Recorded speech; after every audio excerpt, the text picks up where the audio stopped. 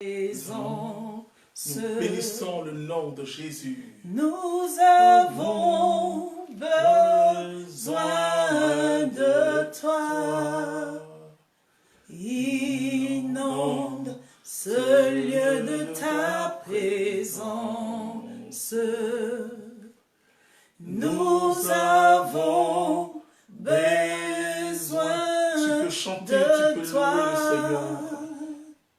Viens, esprit de révélation, souffle sur nous, souffle sur nous. Viens, esprit de révélation, souffle sur nous, souffle sur nous. Tu es grand, Seigneur, et nous vous saluons dans le nom de notre Seigneur Jésus-Christ. En ce jour béni du mardi 18 juin 2019, nous allons continuer notre cheminement de la vie charismatique à la vie mystique. Alors, je vais d'abord lire un texte très simple que nous avons l'habitude de lire, mais vous donnez tout le sens spirituel de ce texte.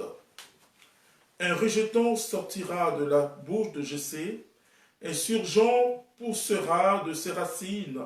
Sur lui reposera l'esprit de Yahvé, esprit de sagesse et d'intelligence, esprit de conseil et de force, esprit de connaissance et de crainte de Yahvé. Son inspiration est dans la crainte de Yahvé. Il jugera, mais non sur l'apparence. Il se prononcera, mais non sur le oui-dire. Il jugera les faibles avec justice. Il rendra une sentence équitable pour les hommes du pays. Il frappera le pays de la ferrure de sa bouche et du souffle de ses lèvres fera mourir les méchants. La justice sera la ceinture de ses reins et la fidélité la ceinture de ses hanches. Le loup habitera avec l'agneau, la panthère se couchera avec le chevreau, le veau, le lionceau et la bête grasse iront ensemble, conduire par un petit garçon. La vache et l'ours paîtront, ensemble se coucheront leurs petits. Le lion comme le bœuf mangera de la paille. Le nourrisson jouera sur le repère de l'aspic. Sur le trou de la vipère, le jeune enfant mettra la main. Parole du Seigneur notre Dieu. Alors quand nous lisons ce texte, et surtout quand nous méditons ce texte, et vous avez reconnu dans les premiers versets, ce qu'on appelle les 7 dons de l'esprit, qui sont les dons de sanctification. Il y a une différence entre les dons de sanctification, les charismes et le fruit de l'esprit. Les dons de sanctification, ce sont des dons nécessaires à notre croissance spirituelle, puisque je vais beaucoup parler de la croissance spirituelle. Notre sainteté ne se joue pas sur les charismes, mais se joue sur les dons de sanctification que j'appelle des dons hiérarchiques. Et ces dons nous donnent le caractère de Jésus. Et quand nous essayons de comprendre cette prophétie d'Ésaïe, on se rend compte qu'il parlait des temps messianiques, et vous et moi, nous sommes dans ce temps, et où l'agneau et les loups pourront habiter ensemble. C'est-à-dire c'était une civilisation d'amour, une civilisation de paix. Comment arriver à là? Quand nous lisons aussi les évangiles, on voit que Jésus nous dit donnez à quiconque vous demande. Jésus dit, si quelqu'un te gifle sur la joue droite, tends ta joue gauche. Il dit, aimez même vos ennemis, ce qui n'est pas facile. Il dit, priez pour tous ceux qui vous persécutent. Mes frères et sœurs, dites-moi, comment peut-on vivre cela sans une véritable visite du Saint-Esprit? Alors, le texte nous dit, l'Esprit du Seigneur est sur moi. Et quand l'Esprit du Seigneur est sur nous, alors nous pouvons vivre la vie spirituelle. Je l'ai dit que la vie charismatique est le début de la vie spirituelle. La vie charismatique, c'est l'entrée, si vous voulez, dans la vie de l'esprit, mais ce n'est pas encore véritablement la vie dans l'esprit. c'est simplement l'éveil charismatique, c'est-à-dire le Saint-Esprit éveille en nous le charisme de l'Esprit, et alors les charismes sont des dons de service, alors que les dons de sanctification concernent notre propre vie, notre vie avec Dieu. Alors je vais, et comme je vous l'ai annoncé, je vais parler de la vie mystique, parce que tu dois entrer, et comme je l'ai dit, la vie mystique, c'est le sommet de la vie charismatique. Je veux que tu comprennes que la vie mystique, ce n'est qu'une vie dans l'esprit, une vie d'intimité avec Dieu. Alléluia. Alors, comment on entre dans cette vie mystique? Et je vais donner d'abord cette expérience, petite personnelle, ensuite parler de l'expérience de Saint Jean de la Croix et de Sainte Thérèse d'Avila. Ce sont les deux grands saints espagnols. Alors, comment on entre dans la vie mystique? Par une porte que j'appelle l'amour. Et vraiment, l'amour, c'est le fruit de l'esprit, je le dirais, le fruit le plus mûr, je le dirais. Quand nous lisons 1 Jean chapitre 3, et surtout, et quand nous lisons le chapitre 3, il nous parle de Dieu qui est amour. Dieu n'est qu'amour. Il dit, celui qui n'a pas l'amour de Dieu en lui ne connaît pas Dieu. Il dit, celui qui dit qu'il aime Dieu, qui n'aime pas son frère est un menteur. Donc vous comprenez que vous commencez une vie charismatique, mais après vous êtes confronté à la vie de tous les jours. Or, justement, c'est dans cette vie de tous les jours qu'il faut montrer et confesser par ses paroles, mais surtout par son comportement que Jésus-Christ est notre Seigneur. Alléluia. Alors c'est l'amour. Et l'expérience charismatique, quand Jésus vous donne la compassion, et je le dis, quand on prie pour le malade, on ne prie pas dans le but de chercher une gloire humaine. Et pour qu'on dise, oui, c'est par ta prière. Et comme le dit Saint Pierre, il dit, Acte chapitre 3, il dit, mais pourquoi vous nous regardez comme ce n'était pas notre prière? Que cet homme est guéri. Vous voyez, que cet homme est guéri. Mais c'est par le nom de Jésus. Alléluia. Et donc, c'est le nom de Jésus qui guérit le malade. Mais comment être détaché? Comment, parce que je vois les personnes qui viennent parfois vers moi, ils disent, frère, vraiment, je vais être comme toi, que Dieu passe par moi pour guérir les gens. J'ai dit, mais c'est tout. Et les médecins donnent la guérison aussi. C'est tout ce que tu veux. C'est lire avoir la puissance du Saint-Esprit pour guérir les malades. C'est tout ce que tu veux. Alors, vous comprenez que c'est très limite. C'est très limite, malheureusement. Et puisqu'on croit que Dieu nous donne des galons, Dieu nous donne... Non. Là, c'est par la compassion, c'est le regard de Jésus qui a transformé la vie de Marie-Madeleine. C'est le regard de Jésus, sa présence, qui a transformé totalement la vie de Zachée. C'est le regard de Jésus sur cette femme qui avait des pertes de sang, puisque c'est dit que si je touche son vêtement, je serai guéri. Et quand elle a touché, Jésus dit, qui m'a touché? Et Pierre et les autres disent, mais tu vois du monde autour de toi. Alors Jésus a vu la femme, dit, ta foi t'a sauvée. Va ma fille, ta foi t'a sauvée. Alors vous comprenez que c'est l'amour qui guérit. Et tu ne peux pas entrer véritablement en communion avec Dieu sans l'amour. Et je peux te dire, avec ma petite expérience de 30 ans, je me suis rendu compte que la vie chrétienne, le fruit de la vie chrétienne, c'est vraiment l'amour de Dieu. Sans l'amour, c'est pas possible. Celui qui ne connaît pas, celui qui est son frère, comme le dit l'apôtre Jean, est dans les ténèbres. Donc c'est la porte. C'est la porte de la vie d'intimité avec Dieu. Ensuite, quand vous entrez, et dans ce que j'appelle le monastère de la vie mystique, il y a le séjour, si vous voulez, le salon, qui est la paix. La paix est un fruit assez mûr aussi. La paix montre que nous sommes réconciliés avec Dieu, comme le dit l'apôtre Paul dans Romains chapitre 5, verset 1. Il dit, étant donc justifiés par la foi, nous avons la paix avec Dieu par notre Seigneur Jésus-Christ. Si vraiment on a la paix, parce que la paix que Jésus nous donne n'est pas une paix fonction des circonstances de notre vie. C'est une paix qui jaillit de la résurrection, je le dirais, de la victoire même de Jésus sur toutes les circonstances de notre vie. Il dit, je vous donne ma paix. Mais je ne vous la donne pas à la manière du monde. Et si tu n'as pas cette paix de Dieu, tu ne peux pas entrer en communion avec Dieu parce que cette communion, c'est une communion de confiance totale. Ce Jean Lacroix dit qu'on marche dans la nuit de la foi. Et d'ailleurs, vous allez vous rendre compte que quand vous grandissez dans ce cheminement dans la vie mystique, vous grandissez aussi dans la foi. Alléluia. Vous voyez, je me pose beaucoup de questions et vraiment, depuis un certain nombre d'années, je dis, mais comment on a pu laisser le patrimoine très riche de l'Église concernant la vie mystique?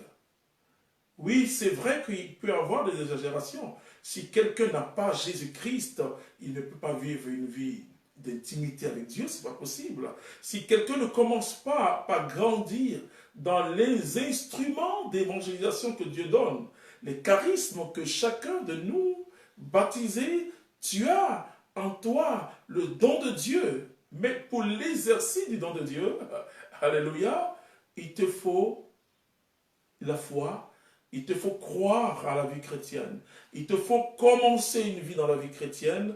Alors tu verras que Dieu va t'utiliser pour parler aux autres, pour témoigner de son amour aux autres. Ça, c'est la première des choses. Donc l'amour et la paix. Mais quand on entre dans ce monastère de la vie spirituelle, il faut avoir la foi. La foi est comme un bouclier. Vous voyez, donc, c'est vraiment les murs. Les murs qui protègent, le mur de ce monastère, c'est la foi. Il faut grandir dans la foi. Et la vie mystique est une vie d'intimité avec Dieu, de rencontre plus intime, plus profonde. Et cette rencontre avec Dieu ne dépend pas de toutes les belles paroles que nous pouvons avoir, ne dépend pas de toutes les belles paroles que nous pouvons avoir, ne dépend pas des mauvaises paroles que nous pouvons entendre, mais dépend de la relation que nous avons avec Dieu. Alors on est solide. On est solide, donc on a la foi et comme le dit un chant merveilleux du renouveau, j'ai l'assurance de mon salut. Parce que si tu n'as pas l'assurance de ton salut, Paul parle d'une casse du salut, parce que la tête est le lieu le plus fragile. Et si tu n'as pas le cas, si tu n'es pas sûr de ton salut, le démon va te tromper. Le démon va te montrer tes défaites. Alors que le Saint-Esprit veut te relever et te remettre en route. Amen. Et donc, ensuite, et quand il y a la toiture, donc quand il y a plutôt le mur, il faut la toiture. Ça, c'est l'humilité. Vous voyez, l'humilité, c'est la vertu chrétienne la plus difficile, parce que c'est très orgueilleux de croire qu'on est humble. L'humilité, c'est pas simplement un comportement, mais c'est une vie intérieure. Une vie intérieure qui glorifie le Seigneur. Paul dit, si je vis, ce n'est plus moi qui vis, c'est Jésus qui vit à moi. Paul dit aussi que ma vie présente, je ne la vis plus pour moi-même, mais pour le Fils de Dieu qui m'a aimé et qui s'est livré. Alors avant ça, il a dit, je suis crucifié avec le Christ, si je vis, ce n'est plus moi qui vis. Il va le dire au Galates au chapitre 6, à partir du verset 12 jusqu'à 14, il va dire que pour moi, le monde était crucifié, pour le monde, j'étais crucifié. Donc, il y a une mort, parce que l'humilité vient de la mort, de la pourriture. Si tu tues, et quand on est mort, on est décomposé, excusez-moi. Et donc, si tu as encore un regard, bien sûr, parce que il ne faut pas aussi que le diable te communique un regard tellement négatif de ta personne que finalement tu ne vois plus ce que Dieu fait en toi. Non. Écoute, l'humilité, c'est cet effacement, c'est cette kénose, cet abaissement, et c'est vraiment reconnaître d'abord ta pauvreté et reconnaître la grandeur de Dieu. Et tout ce que nous avons, comme le dit la Bible, tout don parfait vient de Dieu. Alors, tu ne dois pas te glorifier de toi, pour toi-même, et en toi-même, tu dois te glorifier de ce que Dieu agit. Donc, c'est Dieu.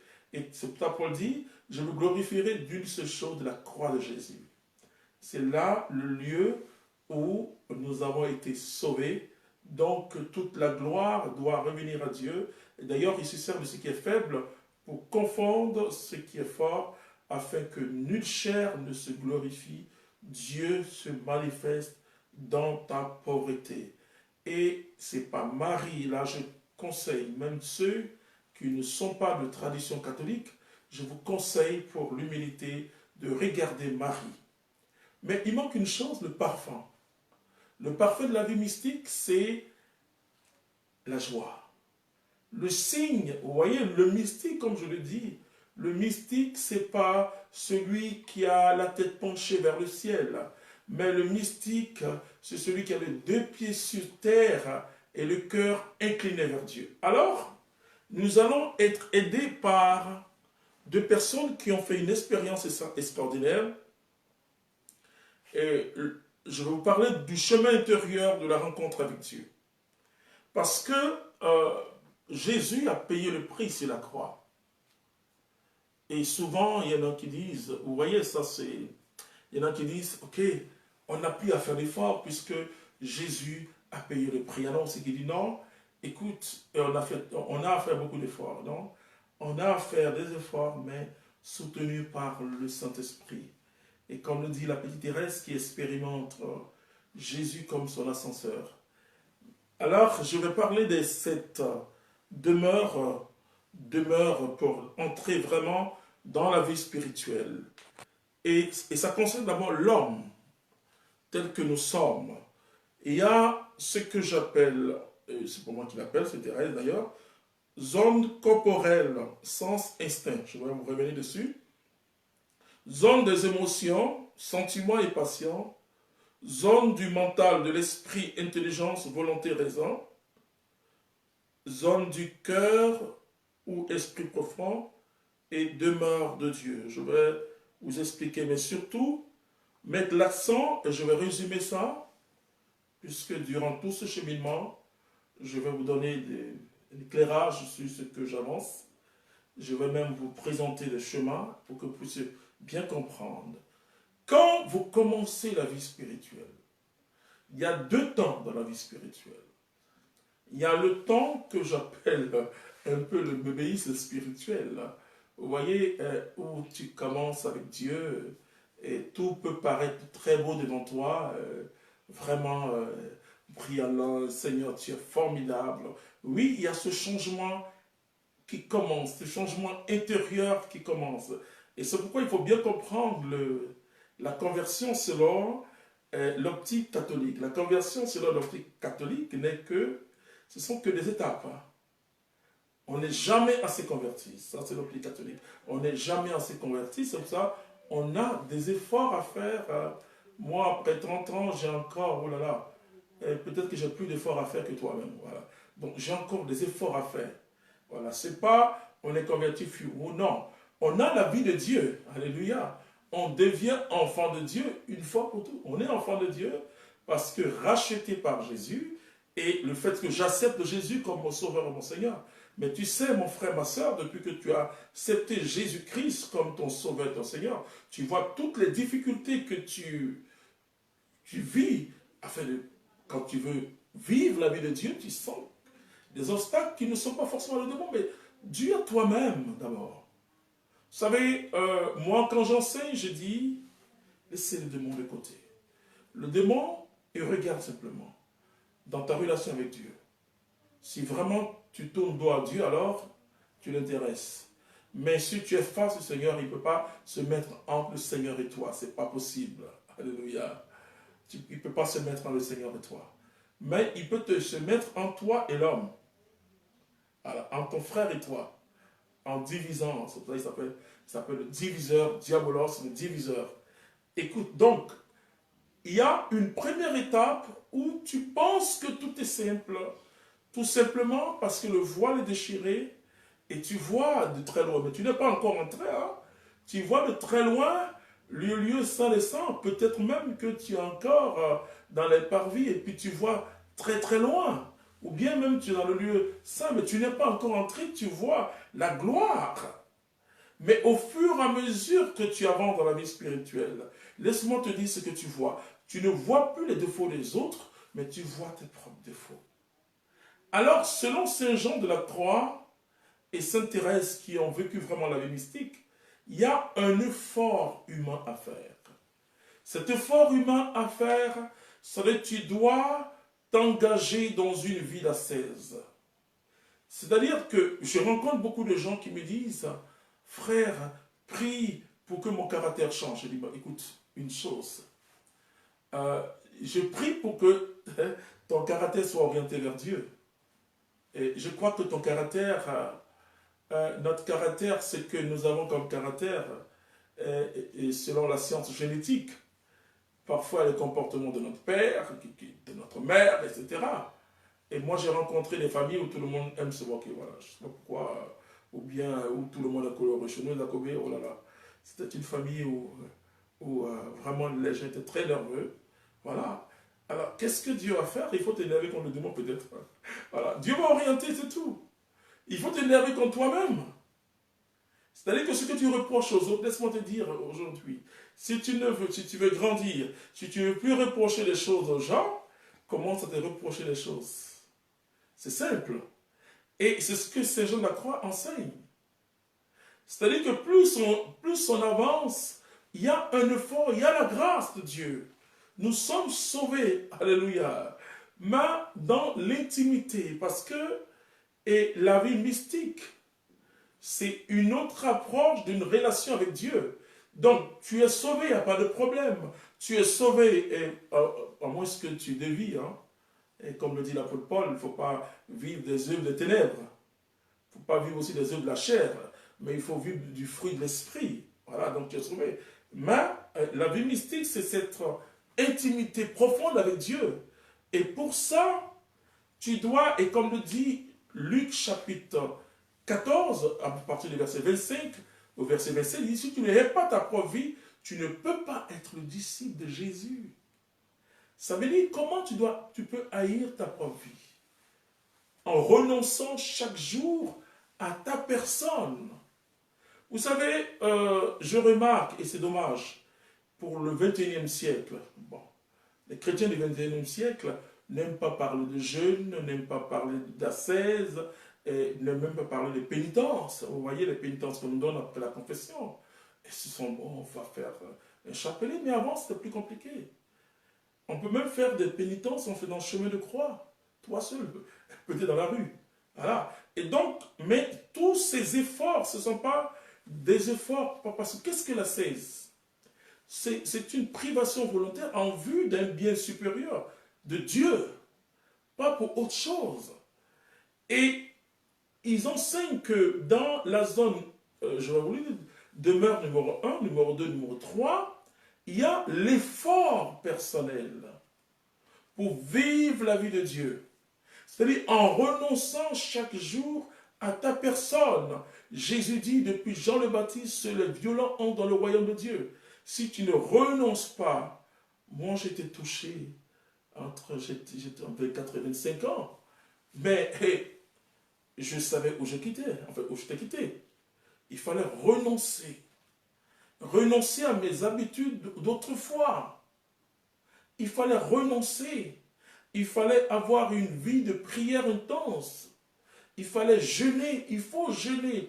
Et les gens vont te dire, non, écoute, tu jeûnes trop, mais il faut jeûner. Si tu sens qu'un péché te fatigue, tu jeûnes. Tu cries vers Dieu. Tu n'as aucune force humaine pour combattre le démon. Tu n'as aucune force humaine pour transformer tes habitudes d'avant. C'est vrai qu'il y a la morale, mais tu vas essayer une fois, deux fois, après tu vas retomber. Beaucoup de chrétiens aujourd'hui qui ont, vraiment je prie avec compassion, qui ont des problèmes d'impureté, mais c'est dû au fait qu'il n'y a pas assez de personnes qui accompagnent, parce que dans l'église catholique, avant il y avait ce qu'on appelle l'accompagnateur ou le directeur spirituel. On a besoin de quelqu'un qui va nous aider à cheminer. Ce n'est pas facile. Si tu tombes, relève-toi, comme je le dis. Je le dis dans le lieu, vous savez où on trouve les saints dans l'église? Ce n'est pas sur les podiums, ce n'est même pas à l'autel, c'est au confessionnal. Voilà. Quand vous commencez la vie mystique, vous découvrez votre péché, comme le dit Jésus. Hein? Essaie d'enlever d'abord la poutre qui est dans tes yeux, avant d'enlever la paille qui est dans l'œil de l'autre. La vie mystique, si tu n'es pas encore arrivé à ce sentiment que les autres sont plus saints que toi, c'est que rien n'a commencé. Paul dit, estimez les autres supérieurs à vous. Si tu n'as pas ce sentiment, mais si au contraire tu as un sentiment que tu es très très spirituel et que vraiment il n'y a pas de problème, c'est bien. C'est bien, ça peut être vrai. Et je t'encourage. Je t'encourage, mais moi je fais encore des efforts. J'ai besoin de me soumettre à Dieu en entrant dans les ascèses terribles parfois, en renonçant à des choses. Je ne conseille pas aux gens, je n'ai pas de compte, je n'ai pas de telle chose, telle chose, telle chose. Je n'ai pas les biens personnels. Mais pas que les biens sont une mauvaise chose. Mais je sais où j'étais. Et quand tu sais qui tu étais, tu dois savoir que ton passé est utilisé par le démon contre toi. Alors tu entres dans l'avenir que Jésus te propose, alléluia, et tu te donnes les moyens. Il dit celui qui ne renonce pas à sa propre vie, celui qui aime père, mère, enfant, mari et femme plus que moi, ne peut pas être mon disciple. Il dit depuis Jean-Baptiste, seuls les violents entrent dans le royaume. C'est ceux qui entrent dans la cèse, ceux qui renoncent à eux-mêmes. Alors les premières demeures, ou les premiers temps après la rencontre euphorique avec le Christ, après même ta guérison physique, après, imaginez Bartimée qui est devenu après disciple de Jésus. Imaginez Zachée après qui a tout laissé, qui a suivi Jésus. Mais Zachée a dû renoncer à ses anciennes habitudes. Il dit, si j'ai pris des biens aux gens, je donne 4 fois plus. Et je donne la moitié de mon bien, de mes biens aux pauvres. Le jeune homme riche qui voulait entrer dans le royaume de Dieu. Jésus lui dit, va, vends tes biens, distribue aux pauvres, et suis-moi. Il était découragé. Vous comprenez que c'est là où se joue ta vie. C'est ce qu'on appelle le détachement radical. Si tu n'arrives pas à te détacher, vous savez, aimer Jésus, alléluia, c'est être détaché de tout. Tout et tout et tout. Je te donne un exemple, peut-être qui a t'aider. Hein? Avant de me marier, qu'est-ce que j'ai demandé à Dieu? Qu'est-ce que j'ai dit à la personne qui est aujourd'hui mon épouse, que j'aime formidablement? Je lui ai dit, je ne peux pas aimer Jésus comme je t'aime. Personne ne doit être notre Seigneur dans ce monde. Personne n'est notre Dieu. Nous avons que ce Dieu. Je ne peux pas aimer mon enfant plus que Jésus-Christ. Je ne peux pas aimer mon père, ma mère, mes soeurs, même mes frères communautaires, plus que Jésus. Ce n'est pas possible. Ce n'est pas possible. Parce que si tu mets, la Bible dit, maudit soit celui qui met sa confiance à l'homme. Bon, il faut avoir confiance aux hommes, il faut avoir confiance à tes frères, à tes soeurs. Mais la vie spirituelle, quand tu es attaché à Jésus, c'est très simple de se détacher. C'est vrai que ça fait toujours mal. C'est comme l'enfant qui sort du ventre de sa mère. L'enfant pleure parce que c'est un monde nouveau. Oui, c'est un monde nouveau. Mais laisse-moi te dire que quand tu t'enfonces dans ce monde, plus tu plonges dans le cœur de Dieu, tu ressens une paix, une joie. Et je te dis que pourquoi il y a des moines dans l'église? Pourquoi il y a des cloîtrés? Mais ces personnes qui restent toute leur vie dans la prison de Jésus. Alors je te conseille de visiter pendant tout ce cheminement des monastères, de voir que des personnes vivent toute leur vie dans un monastère en renonçant au monde, en renonçant à tous les plaisirs de ce monde. Il y a des gens aujourd'hui qui sont consacrés, prêtres ou religieux ou laïcs même consacrés, et renoncent au mariage. Pas que le mariage est une mauvaise chose, hein? Pas qu'ils n'ont pas la capacité physique de se marier, mais l'amour pour Dieu est grand. Plus ton amour pour Dieu grandit, le détachement devient simple, parce que tu regardes la grandeur de Dieu, et tu regardes son amour pour toi. La Bible dit que c'est-il à l'homme de gagner le monde si dans personne âme. La vie mystique nous montre et nous révèle parfois le pourquoi même de la mort de Jésus. Et nous découvrons l'amour de Dieu. Un amour tellement fort qu'on veut renoncer. Ça fait mal, c'est vrai. Quand Jacques et Jean quittaient leur père, ils ont dû un peu regarder en arrière pour voir monsieur, comment il s'appelle, leur père, Zébédée, monsieur Zébédée qui a dû regarder Jésus d'une manière étrange. Et vous comprenez pourquoi Dame Zébédée vient dire, quand tu reviens à ta gloire, il faut qu'elle soit à gauche, à droite. Mais je vous assure que Pierre n'était pas content. Alors, parce que Pierre n'était pas content. Alors, mon frère, ma soeur, je vais prier pour toi. Et je dis que c'est un très long cheminement. Je prie pour toi, et comme je vous le dis, la vie mystique n'est pas contre la vie charismatique, mais c'est le sommet de la vie charismatique. Je prie pour toi. Je peux te dire une chose. Plus tu es détaché de ce qui te tient au cœur, plus tu l'obtiens facilement de la part du Seigneur. Parce que le Seigneur, il nous aime. Et il veut nous aider à grandir en lui, en respectant notre liberté. Alors, ce que je vais te dire comme exercice, ce que tu aimes, commence à placer Jésus de Nazareth au-dessus